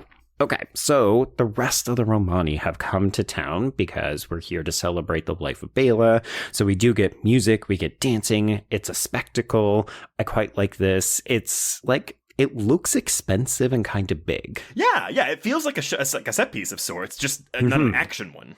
Yeah. It's a nice bit of levity in the film as well. It kind of gives it a bit of an adrenaline boost for a hot moment. Until they go play this shooting game and Larry sees a wolf figure and just starts crying. Yeah, it's very upsetting for him. I do find it funny that at this point, even Sir John and Paul are just kind of keeping an eye on him. He's a great shot. Oh, he's crying over the wolf. Oh, okay. Frank had to finish it off for him. And this all feels very forecasty. We're definitely not foreshadowing anything to come, folks. So Larry leaves this throuple date. Initially, this was Frank's attempt to say, I'm not jealous. He can definitely just hang out with us at the fair. And I thought, there's a whole other version of this movie where we are just thrupling up. Well, because that's the thing is when that happened, I was like, oh, okay, this also feels very like, maybe not modern, but just different for this type of a story. Like, oh, this guy isn't being an adversary for Larry. Yeah, and the reality is that Frank doesn't really become an adversary for Larry. Anyone. Like, he clearly doesn't fully trust him, but we don't have Frank turning into the vengeful fiance. Like, this is not Phantom of the Opera. This is not Raoul. I was going to say that. I was like, oh, it's because he trusts Gwen, and he should, but then I was like, well, no, she's about to kiss Larry later, so... Gwen is confused. She's overwhelmed by feelings. She doesn't have any time to process anything, so... It just doesn't sound like she should be marrying Frank right now. Maybe that's it, right? Like, let's put a pin in that in the way that we're putting a pin in the investigation into Larry over Bela's death. Well, but to your point, if we had combined Frank and that police officer whose name I've already forgotten because he's not a character, that would probably make some of this flow. Like, maybe like it would all fit together a little bit better. I think so, if only because the character would just be on screen more often. Well, because honestly, like when you said, oh, we meet Frank, I was like, right, we meet Frank here. Right? I think we maybe see him once more before the film ends, but... Yeah, we see him setting traps. Yes, but that's... And it's like, okay, cool. Yeah, exactly. Okay. So, Larry leaves the throuple date in the middle, and he encounters Malava. And she asks him to come inside her tent. She admits that Bela was a werewolf, and she explains about, like... The whole thing. Hey, this is how it works. Also, wear this pendant, keep it on your chest over your heart at all times. This will help to stave off. Like, it provides a charm, a spell of sorts. And he's like, cool, totally gonna listen to half of that for a hot second and ignore the rest. Well, because the first thing, I feel like as soon as she hands him that pendant, he's like, oh, this is like a great gift for Gwen. And she works in the antique shop, so she's gonna think it's like really classy and on point. Like, dude, no. Keep your dick in your pants. Truthfully, though, I don't fully buy this for him because he is, before this, like very scared. He's very emotional. I believe he would have done this just because of what we've seen from him before. But, maybe his dick brain is stronger than his head brain. Maybe. Yeah. Yeah, but this gives us a little bit more explanation about the lore. It's, again, not really anything new because we had either pieced it together or had characters say it in parts. So this is kind of again, for the people in the back not really paying attention, here's the summation of what you need to know. Pentagram, turning into a werewolf, and also just be fucking careful around people, so... Yeah, okay. I do love this, though. So she takes a look at the wound, recognizes for sure, he's absolutely going to turn. And remember, this Romani camp has set up. And he goes out and, like, we're having conversations with Gwen. She's talking about how she quarreled with Frank and so on. And just all around them, all the Romani are like, shit's about to go down. Pack up everything. Get the fuck out of here. And they're just like up against a tree, just whispering sweet nothings into their ears. Yeah. Like totally oblivious to what is happening to them. Again, a bit of a class critique, like, shit's about to go down with the white people. Romani get people, out. Let's get the fuck out of here. It's like an airplane whenever they're like, oh, does someone know how to fly a plane? And everyone just like, it's just pandemonium everywhere. That's what they're doing here. Yeah. Okay, so he ends up giving Gwen the fucking pentagram charm. What? Dude, like, what the fuck are you doing? Yeah, I've got it in my notes, just an exclamation mark. The thing that was meant to give you protection, you give to the girl you like. I think it's meant to code Larry as deeply romantic, and also he's just so concerned for her. Like, in some ways, this is an element of his tragic nature. He won't do anything to protect himself, but he will do everything to try to protect her. Absolutely, yeah. Which is great, but also very stupid.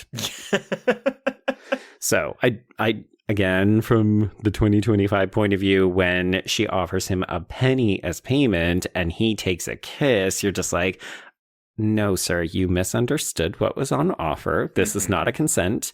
Although, it's not like Gwen slaps him or tries to run away or anything. It's very much like, okay, in a romantic comedy, this would have been a big moment. Yeah. But so here's the thing, though. So because all the Romani are running around saying, like, a werewolf is in the camp. Yeah. But there's not. Well, it's him. I know it's him, but are they aware of that? I don't think they're aware of that, are they? I think so. Malava basically instituted the telephone tree, and everybody was just like, "There's a werewolf in here. We don't know exactly who it is. Only she knows, but we got to get the fuck out. Get out." Yeah. Okay. Yeah. So they do. And then everybody's sort of leaving, and Larry just kind of hangs onto a tree. And I'm going to say this is the most visually interesting sequence in the film. I don't entirely know what to make of it, but we get a montage of different character spaces. We see snippets of previous scenes as well as hypnotic imagery. And like, I don't think it's necessary because we do implicitly already understand everything that's going on. It's not super complicated, but it's cool. Yeah, like as a visual moment, I thought, well, you didn't need to put this in here. Tell me but this, it's though. Good. Because before we get the visual magic work on display here, Chaney looks directly into the camera, and I couldn't tell if this was an intentional breaking of the fourth wall or not. Almost like, are you feeling me right now? Yeah, like he's like, he's like looking at us for help almost because he has no one else around him. Oh, interesting. But I do like that as a reading, for sure. But I do agree with you, though. Yeah, I mean, again, this is just some fun camera work and, like, you know, some compositing and a lot of rotations and spins and things like that. But it's so dynamic. It's really cool. Yeah. Oh, no. Know what the cynic in me just thought? What? It's another way to pad the runtime. Oh, yeah. Okay, I don't care. We're saying all of this, and I am sure this director somewhere is like has a reason for putting everything in. But I just don't see it all the time in this movie. If nothing else, it's another opportunity to catch people up and to offer us some insight into Larry's psyche. Because I don't think we've really alerted people to the extent of which this film is deeply interested in the psychology of this character. Very much so. Okay, so speaking of, he goes home and he looks in the mirror. He takes off his shirt so that he can look at his chest. And this is where the first transformation starts to occur. So he notes that his feet are getting excessively hairy, and we get a series of like transition dissolves that are very subtle, but clearly, you know, we're applying the prosthetics and then we're filming and then we're applying more prosthetics and we're filming and so on. But I really, really like the way that this is shot, where his feet are fully transformed and we follow the feet as they move out into the marshes. But he's like tiptoeing out, which I thought was really fun. He is, yes. He's very much like, ooh, I'm experimenting on these new feet. How do I walk? How do I move? But we eventually get the full reveal of what he looks like with the hands, with the face, and so on. But it's a little tease for a hot minute. Yeah, it's a good one too, right? Just and then he just immediately murders the first person he meets, which is the gravedigger Richardson. Well, I love that. So because he's still in the town of Wales, and he runs. Oh, I guess it's not very far because they all walked there earlier. But still, like he doesn't kill anyone in town. He goes and kills a Romani in the woods. Is this a Romani or is this just a townsperson? Yeah, the townsperson. It was someone in that vicinity.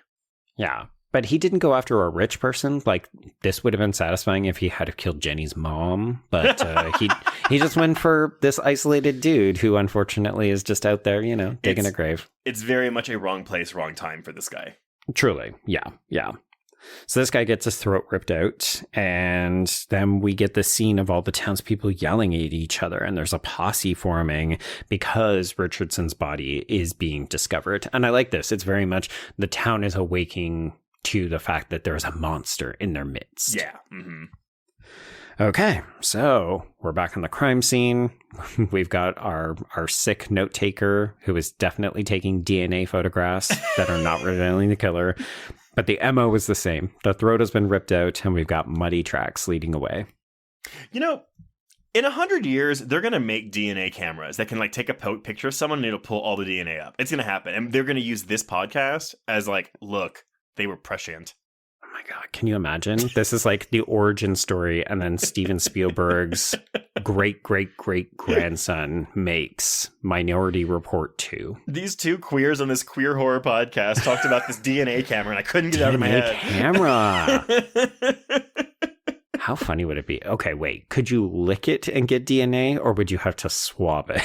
No, it's like magic. It's like the Flash has some new material that we've never heard of before that absorbs DNA from its subject.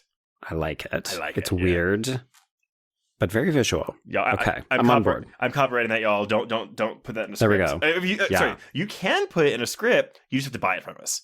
There we go. Yes. What would we call this? Would this be an action film or would it be a horror film? Oh, I'm thinking like maybe something like Gattaca-y. Yeah, like it's a Philip K. Dick sounding story. Yeah. Okay, cool. Yeah, mix it because is Minority Report Philip K. Dick too? It is. Okay, yeah. There you go. Yeah. Okay, cool. I like it. We wrote a spec script during this recording of The Wolfman from 1941. Tangent over. Okay, yes. So, remember those tracks that we saw next to the gravedigger's body? Well, they lead directly to Larry's bed. I couldn't tell, but are they animal paw prints that turn into human prints? Sadly, no, because I did the exact same thing. The first time I watched it, I thought, oh, do they transform into human? And I went back and rewatched, but they mostly look like animal prints the whole time. That's a bummer. See, do you remember in The Invisible Man when they talked about how they did the invisible prints in the snow? Mm-hmm. Like they fucking dug a trench. They like did this panel. We can do some animal prints morphing into human footprints. Like we can do that. This is an easy one to do, folks. Come on. Yeah, missed opportunity. So we clean these up very quickly because we realize, ooh, this is incriminating. So even though Larry doesn't want to be a wolfman, he is a tragic figure, he also doesn't want to go down for these fucking murders. And it doesn't help that we've got John outside investigating, like literally following the tracks to the Talbot estate. So we have skipped over an important moment where Larry went downstairs and he did talk to his father. And this is very much the big conversation about like, what does it mean to be good and what does it mean to be bad? Mm-hmm. And his father suggests that things can be many-sided and complex. And I thought, wow, what a novel fucking idea. Like, things aren't black and white. Things can be shades of gray and just complicated. Let's take that energy into 2025, shall we, folks? But he's still very much like but the werewolf isn't real. Like, this is all in your head. But he's very much on the side of science and psychology here, at least, instead of like religion, which I appreciate. Indeed, yeah. Like, he's not willing to accept that his son is a werewolf. He's willing to accept that his son is going through something. Like, you are struggling mentally. Like, if this was a contemporary film, it would be, okay, let's get you to a psychiatrist. Let's talk about your mental health, and Sir John is very much like, just stay at home. Take it easy. Just rest. Don't get into trouble. But I'm going to tie you to this chair really quick, though. Well, there is that, yeah. Now, before we go any further, because this isn't an especially queer film, but I will have a moment later on where we can talk about this, but I'd like to introduce it lightly. Oh. Don't you think that this is a bit of a coming out?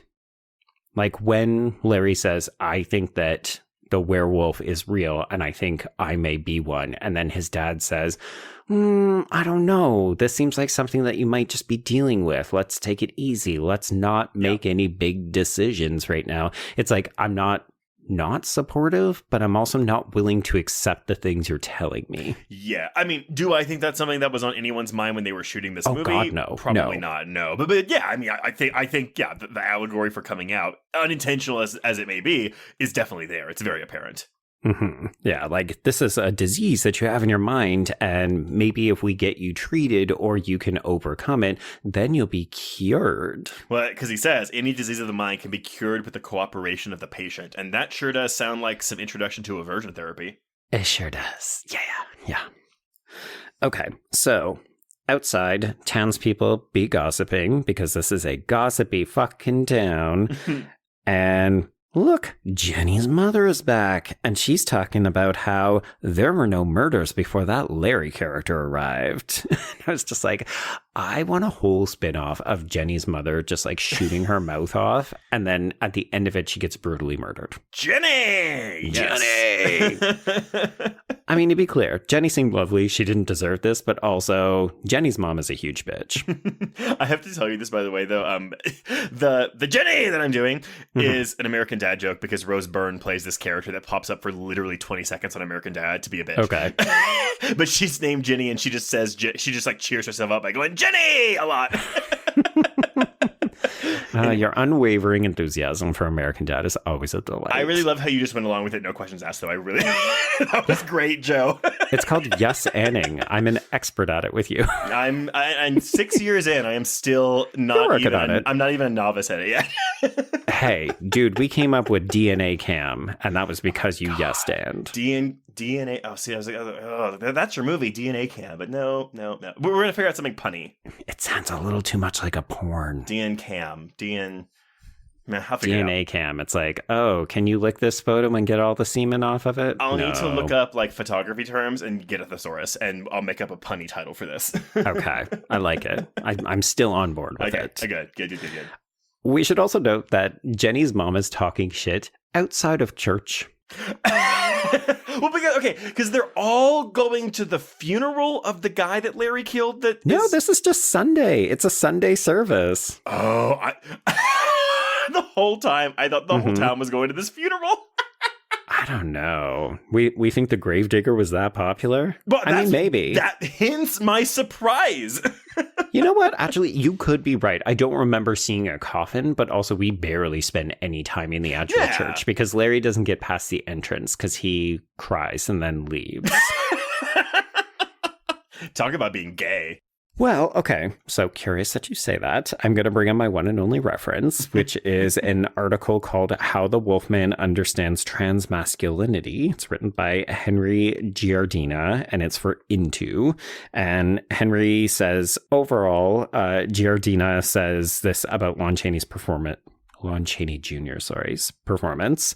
So Chaney is rather feminine about it. He always looks on the verge of tears, terrified of what he doesn't know about himself, desperate to be able to control his worst unconscious impulses, which sounds very womanly, very effeminate, you might even say. Oh, just a little bit.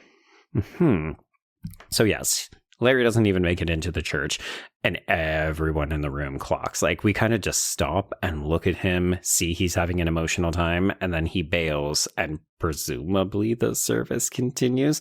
But we should also note that Gwen tried to, like, give him a hug, and he was having none of it. Like, I can't even be around you right now. Yeah. Not because he's mad at her, but just because he's also processing stuff. They're all it's psychology. I mean, we should remember there's been 2 murders in maybe 48 hours at this point, and none of these people have spoken to a doctor, and Dr. Lloyd is not really a mental kind of person. I'm going back to this whole thing where I am surprised, that the town isn't more of a character, but maybe that was a conscious effort because so many of these Universal Monster movies do like the angry villagers, you know? Like, we're still getting tastes of it. I will confess it feels like the town only has about a dozen people in it. It's a film set. Yeah, it's very much a film set, but I like the brief generalizations that we're seeing. So moments like what we get of Jenny's mother, where I think she's meant to be a stand-in for most of the upper crust women in society. Like, she has a posse of people that she speaks to. And in another movie, she would absolutely be leading the charge. Like, oh, we need to get that Larry guy because he is the villain. Run him out of town. So back at home, Larry tells his father, Dr. Lloyd, Paul, who is his childhood friend, not Gwen's fiance, if but you say should be. But also then Frank. So basically all the men, all the men who are still alive are here. And Larry says, hey, everybody, this was the werewolf. Like, the werewolf is a real thing, and it's definitely killing people. And Dr. Lloyd backs up Sir John and says, I think werewolves are more in the mind. And Paul and Frank, it's funny, right? Because, like, we've got, these 2 older patriarchal figures saying, okay, let's have a debate about mental stuff, good and bad. And then we've got the 2 younger guys, Paul and Frank, who basically say, enough talk, more action. So they just leave to go set up wolf traps. And I was like, oh, there's an interesting generational commentary here. Like, young men just want to act, and older men are willing to entertain things. Is that the trajectory of your life, Joe? I mean, I like to think that I've always been open-minded about things, but yeah, like when you're young, you're often way more impulsive. Oh, yeah, there's a wolf out there. I don't fucking care if it's a man turning into a wolf. Let's set a trap. Let's stop the murders. Whereas for me, it's like, oh, do I want to check the mail today? I don't want to go outside. You know what? Driven by climate and urges. Yeah. Mm-hmm. Climate and urges. Yeah, sure. You know what? It's the title of your biography. The Trace Thurman story, Climate and Urges. No, that's the name of the DNA camera movie, Climate and Urges. You know what? It's not bad. I think we're getting a step closer each time. I think we should we can just start a new podcast that's just about trying to create film treatments. You know what? I'm pretty sure that already exists. Yeah, sure Yes, and coming to Patreon in 2025. There you go. Okay, so we do have the doctor and the father bickering a little bit about this. So even though we're in agreement that werewolves are in the mine, Dr. Lloyd says, I think we should maybe get your son some treatment, like outside of the house. Like right as now. in taken to an asylum, get him to a doctor kind of thing. Maybe lock him up. And Sir John says, oh, I'm going to lock him up, but it's going to be in the house. So I'm just going to tie him to a chair and close the shutters. No, Larry's going to stay at home. And I do get this. Like, again, we're not explicitly saying it, but this is clearly Sir John saying, I've already lost a son. I will do what it takes to keep this son safely at home where I can protect him personally. Mm-hmm. But he's not even going to be there. But he doesn't know, because he also immediately is like, oh, also, I'm going to go talk to Paul and Frank. So you just stay here and think about what you did. Which is what he does. So it's exactly what he does.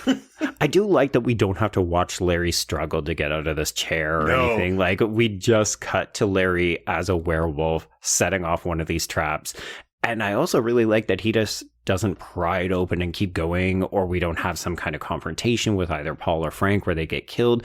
None of that happens. It's just Larry as a werewolf limping along until Maliva comes to find him. But that's the thing, though, because so Maliva turns him back into a human so he can pull off the trap. So, because we never...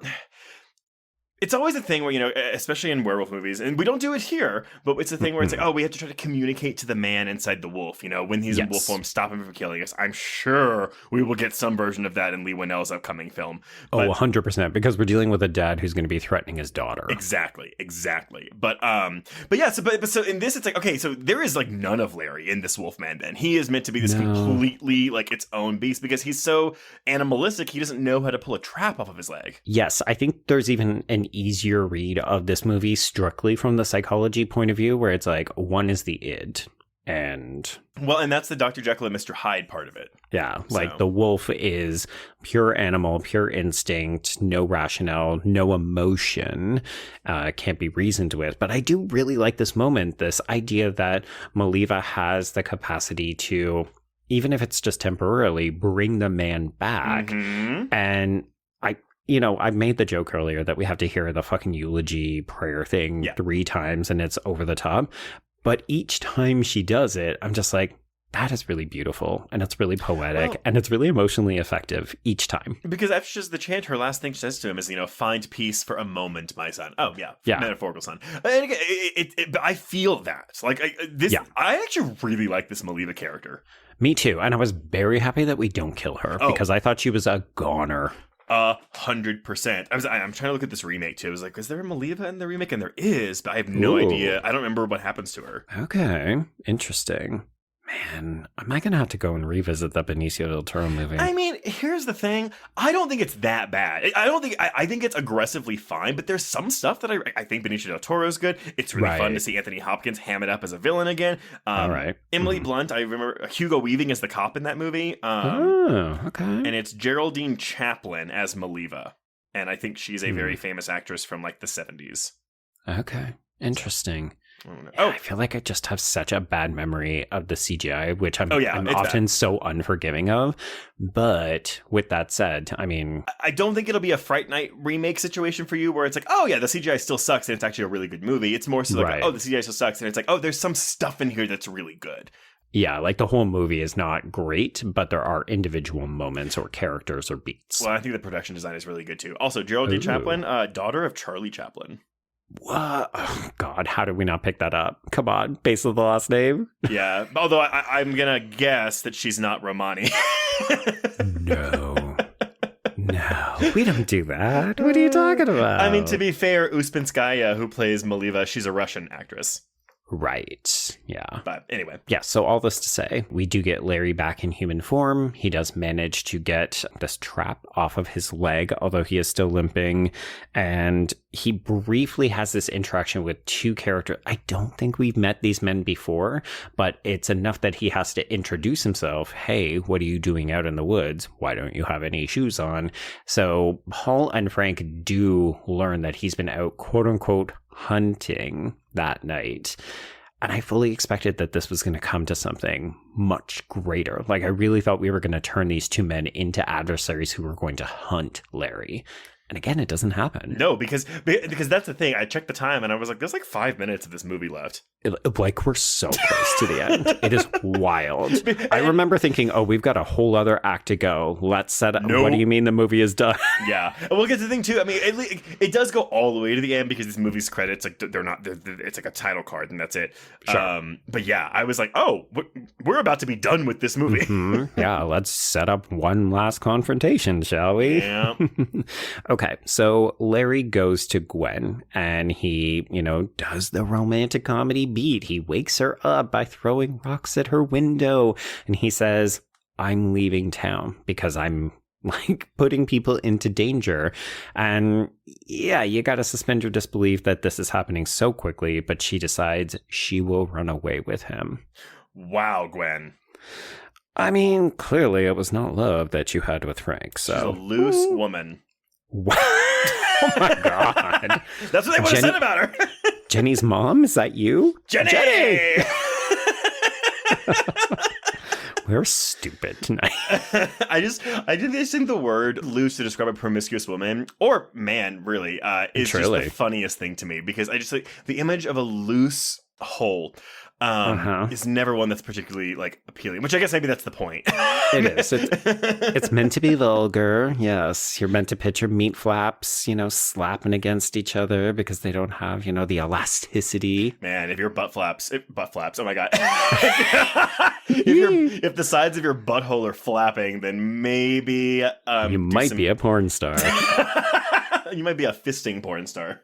Well, you know what? To each their own. No kink shaming. No kink shaming at all. But, keep that bussy light and tight. That's what we're saying. Keep those bussy flaps flappy.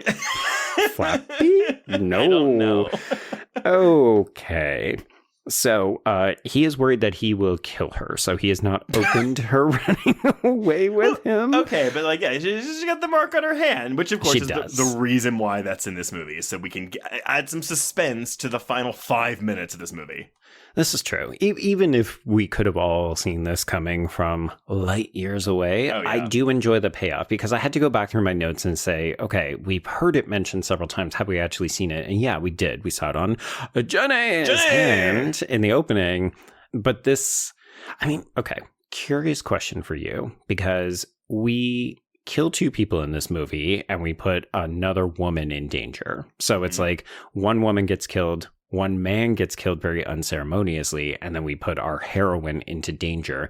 Do you feel like there is a weird gendered thing? Because the two werewolves we see are both men, and it feels like the movie is gently insinuating we could never have a lady werewolf. Well, I was actually, because we also only see the mark on the hands of women. We don't ever see it on the mark of a man's hand. And so that's when I really picked it up. I was like, wait, are we doing like men only see the marks on women that they're going to kill? Well, yeah, and there's maybe a really gross sexual component, a rapey component exactly, to that. Mm-hmm. Right? Yeah, I can totally get that. Yeah, because it's as much as we love Bela Lugosi, he plays villains so often that even though Bela isn't making overtures at Jenny, you could definitely read a kind of predatory, like, come into my tent for a private reading. Yeah. Okay, well, you know what? We raised it, we flagged it, and now we can move on. Yeah, I mean, I think that's an easy read to make. Okay, Sorry, cool. Not to insinuate that you didn't do a good job by making that read. It's fine. I'm Just not a little taking obvious. offense. God. So you passed Film 101. Congratulations. Yeah, I did. We both did, yes. I probably did. Okay. So, yeah, we see the pentagram and we say, we're not going to run away tonight. So I'm just going to go home again. Poor Larry. He basically has excursions where he goes out, some bad thing happens, and then he comes back home. You know what? It's kind of like the life of the party, right? Yeah. They're like, no, it's better if I just stay at home in bed for everybody. Well. So he comes clean to his father, or he tries to, again. Yeah. And his dad more or less just doubles down. No, I think you're kind of just insane. Here's a chair. Sit in it. Yeah. So we're going to tie you to a chair. And then this is when he leaves. So he's going to confer with Paul and Frank. They're out setting more traps. And of course, Larry knows Larry knows that he's going to get out at this point. Yeah. So I really, again, like this moment where he says, Dad, even if it's just to humor me, take the fucking walking stick with the silver wolf on it. Yep. And his dad is like, okay, well, if it'll make you feel better, I guess I can. So off we go. Love that stick. Walking stick. It's a fucking cane, people. Come on. Okay, so in the woods, Sir John ends up talking to Maliva after like a certain amount of time, and their conversation is also really interesting, where she more or less says, I think you do believe all of this and you're just lying to yourself, because why are you in such a rush to check on your son if you didn't believe he was actually going to transform or get out? And he's like, ugh, I've been read to filth and called out publicly. Also, Joe, I have an answer for you for walking stick versus cane. Oh my God. I love how you weren't even pretending to listen to me, because you're like, oh, I'm going to get to the bottom of this. Well, because I was really curious. So here's the thing. Okay, what's the difference? Walking sticks are used for stability and balance while walking on uneven terrain, while walking canes are used for support and balance for those with mobility issues. And so... Okay, so this is less about an accessibility thing. It's more about, if you're heading into the marshes today, bring your walking stick. But at the same time, I feel like it's more of a like a cosmetic accessory more than anything. Isn't it a fashion statement? Well, honestly, when we get a close-up look at this fucking wolf's head in this movie, that thing is so ginormous, it doesn't look comfortable to fit in your hand. So I have to believe this is more of a fashion piece. That's what I thought too. But anyway, so just don't be ableist. Call it a cane if it's for that, and a walking stick if it's just for terrain. There we go. Okay. We've learned. Now we know. The more we know. So all you stick experts that were yelling at us a little while ago, we got it. Yes, the stick experts who listen to this podcast. Okay, so Maliva reads Sir John to Phil. He admits, oh shit, maybe there is some truth to what you're saying, to what my son has been saying. And then we start to hear shots on the soundtrack. We are shooting at something because we are still filling these woods, looking for the wolf, setting up traps, and so on. So she tells him, if you're going to go, you should hurry. So he rushes off. This is when Gwen shows up. Gwen, why didn't you just stay home? And Maliva's like, hey girl, you in danger. Stick with me. We'll ride it out. And Gwen goes, nope, gonna run straight into danger. Bye. Yeah, Maliva literally says, come with me or he will find you. Like, this is, come with me if you want to live. And Gwen just runs in the opposite direction. Yeah, it's the Scary Movie opening with Carmen Electra, where she chooses safety or danger. And I think, again, this is the film showing us something visually, but not actually explaining it. But I'm choosing to read between the lines.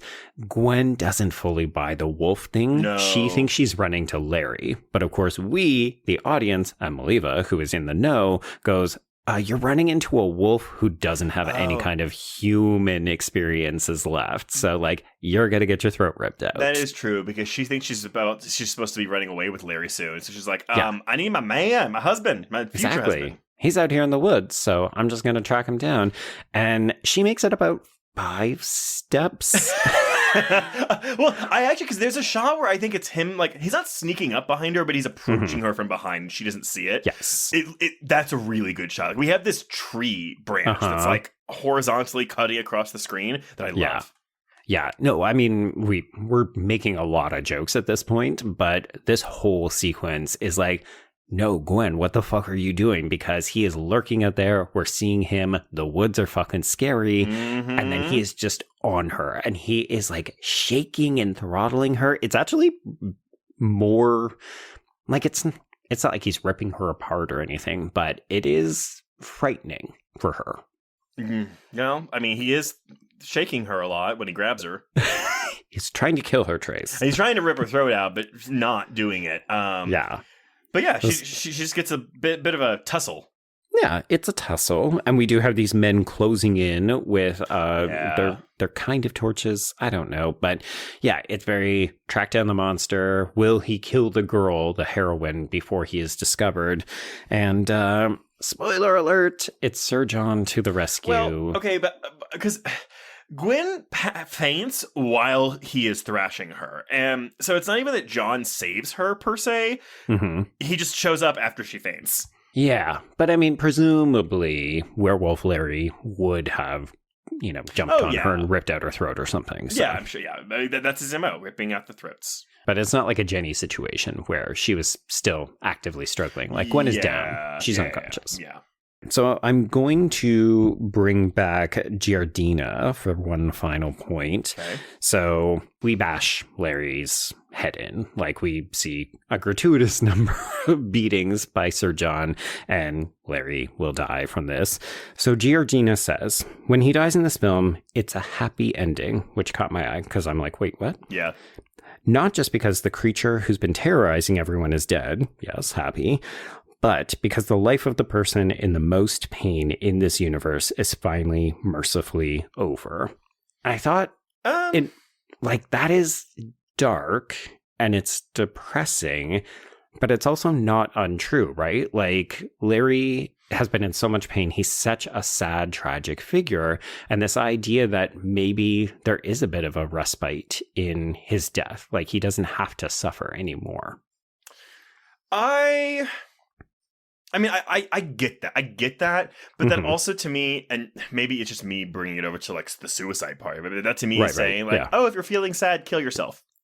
Yeah, that's a terrible message, and no one should take that to heart. Yeah, absolutely. I mean, but I'm not gonna disagree. Well, I am disagreeing because I do think this ending is very sad. Like I was almost startled with how sad this ending was.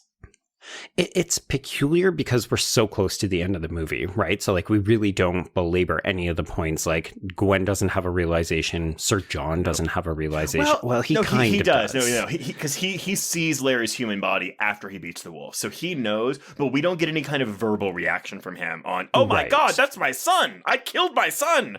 It's all in his face. Like, it's a moment, and then the movie is just kind of over. Whereas I think in a lot of other movies, we would have hung on this. We would have had another moment, maybe with Gwen bringing flowers to Sir John and being like, you couldn't have known we were both in danger, blah, blah, blah, or something like that.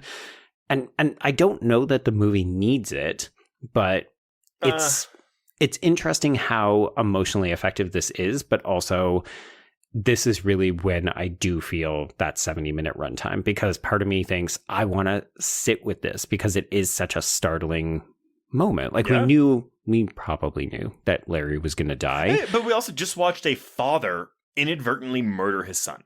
Exactly. After, like, doing so much to try to protect him, to try to make sure he doesn't lose another son.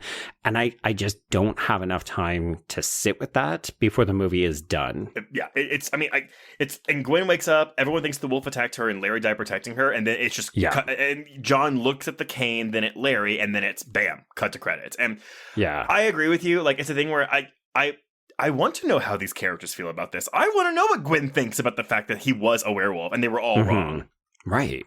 Yeah, because even, like, there's this tantalizing moment, as you just said, where I think it's Frank suggests, like, he basically reshapes the narrative into a fictional piece. He doesn't know he's doing it, but by saying, oh, Larry actually died saving Gwen, it like transforms this tragic figure into a hero. And in some ways that is legitimately happy as well, right? Like Larry didn't necessarily die in vain. He'll be remembered as the hero who protected Gwen and died for it. But it's a bit of a fascinating retcon to this very sad, tragic story. Yeah, absolutely. And again, that's the thing is like I know I feel a little bit of this in Bride of Frankenstein because the monster is an empathetic figure, but he also I guess in that movie he does have the ability to communicate at a certain point because he has that scene with the hermit. But right, but I don't know. There's just something like because Larry's a human the whole time and he interacts with people around him more so than Frankenstein's monster does. I don't. This hit me harder than the ending of Bride of Frankenstein did. I agree. I think that this is the most emotional one. Like, I think this, and as I said earlier, Dracula's Daughter are the two that have been like, oh, these are just really sad characters. Yes. But great film. Yeah. No, I really, really, really like this. It's one that I wasn't really sure what to think about when I started it because I just didn't really remember much from my first viewing. And I mean, you know me, like werewolves are not really my favorite subgenre. So I was kind of like, okay, like we'll watch this movie. But yeah, no, I really liked this. Yeah. It also just makes me really interested to see what does a contemporary like 2025 version of this story look like. My big concern is that it is going to be like emotional in all the wrong beats, and it's going to be trying to play up the a father puts his daughter into danger, because I don't think that that's the most interesting way to tell this story. I agree. I will confess, like, when I saw that trailer for the remake, I was like, okay, obviously I'll trust Leigh Whannell because I don't think he's made a bad movie yet, and I love what he did with The Invisible Man, but it's a thing where it's like, oh, but it's just a man trapped in a room in a house with his wife and daughter. So I hope there's more to it than that. Yeah, me too. Because my other big fear is that we kind of just got this story. So there was a movie that came out last year called The Beast Within with Kit Harington. Right. And it is about a dad who is maybe transforming into a werewolf, but it's also because it's a 2024 movie, it's a metaphor about a domestic abuse situation within the marriage. Well, okay, so maybe, hopefully, because Whannell already did literal domestic abuse in Invisible Man, he's not going to revisit that well in Wolfman. Yeah. Like, I mean, I think it'll be really well directed, and I think it'll have great set pieces regardless, but I'm curious and trepidatious about the narrative. Yeah, I can understand that. Again, for me, it's more so just I'm like, okay, like I know Whannell will at least direct the fuck out of it, and I know he's a good writer, so I'm optimistic, but that's not to say I don't share your concerns. Yeah. One final tip of shade for why I'm actually more excited to see Wolfman as opposed to something like The Beast Within is that Christopher Abbott is a much better actor than Kit Harington. Oh, yeah, I wasn't going to say it, but I was thinking it. We were all thinking it. Kit Harington's like a very lovely person, but oh my god, there's no charisma there whatsoever, y'all. Go watch that Silent Hill 2. Oh no. Why would you tell people to do that? Well, because then if they're yelling at me saying, no, Kit Harington's great, I'm like, no, go watch that movie. Okay, everyone. Well, that is The Wolfman. I guess we did final thoughts already, I guess, huh? Yeah, I mean, good film. Folks, definitely check it out. Whenever we do these older films, people don't hit play on the episodes. So if you were listening up until this point, DNA Camera and Jenny, and this movie's a good time. You should have checked it out if you didn't. Agreed. Yeah, I really liked revisiting this. I'm glad I revisited this because honestly, if I hadn't, I probably would have had it as like, oh yeah, it's a fine movie. Like in my mind, but, yeah. But yeah, okay, everyone. Well, before we announce what we're covering next week, some quick housekeeping. If you want to get in touch with us, you can reach us on Blue Sky and Instagram at HorrorQueers, or shoot us an email at horrorqueers@gmail.com. Find us on Letterboxd to keep track of all the films we've covered.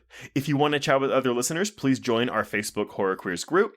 If you have a moment, please rate and review us on Apple Podcasts or Spotify. Thank you to the 3 of you who did that over the Christmas break. That was wonderful. And if you want even more content, please support the show by becoming a patron at patreon.com/horrorqueers. If you subscribe today, you will get 357 hours of Patreon content, including this month's new episodes on Bloody Axe Wound, The Creep Tapes, Season 1, Squid Game, Seasons 1 and 2, Lee Winnell's, Wolfman, and a brand new audio commentary on the year 2000 sci-fi schlock Supernova for its 25th anniversary. Oh, yeah. Yeah, ready for that trash. But Joe, yes. What are we covering next week? Okay, so this is going to be another new to me movie watch, but this is a title that many listeners have asked us to cover over the last couple of years. So we are finally going to check out 1988's Brain Damage. Yes, this might be my first Frank Henenlotter film, because I definitely have never seen Frankenhooker or Basket Case. Okay. But yeah, this is a movie, I have not seen it either, and I feel like for years, because I know there's a brain parasite that's like a blowjob thing. I don't like. Yes. A lot of, I think, queer undertones in this, but I haven't seen. Have I seen Basket Case? I don't think I've seen any Frank Henenlotter either. So all I know is that his films are often like very kind of like cheap and dirty looking, and I'm kind of ready to get grimy. Yeah, I'm expecting something that's very audacious. Ooh. So yeah, I mean, by all means, grimy B-movie audacity. Fuck yeah, let's go. Yeah, bring it. That's next week. But until then, we can cross out the Wolfman. There we go. Yes. And cross out Johnny.